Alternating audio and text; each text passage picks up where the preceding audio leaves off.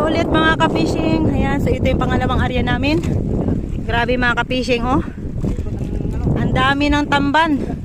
Yan, oh, halos magsakay na sa bangka. Ayan, oh. Yan. So, hinila namin lahat ng aming lambat mga ka-fishing dahil kapag hindi namin hinila, sasabit po kasi mababaw po na area to. Ayan, oh.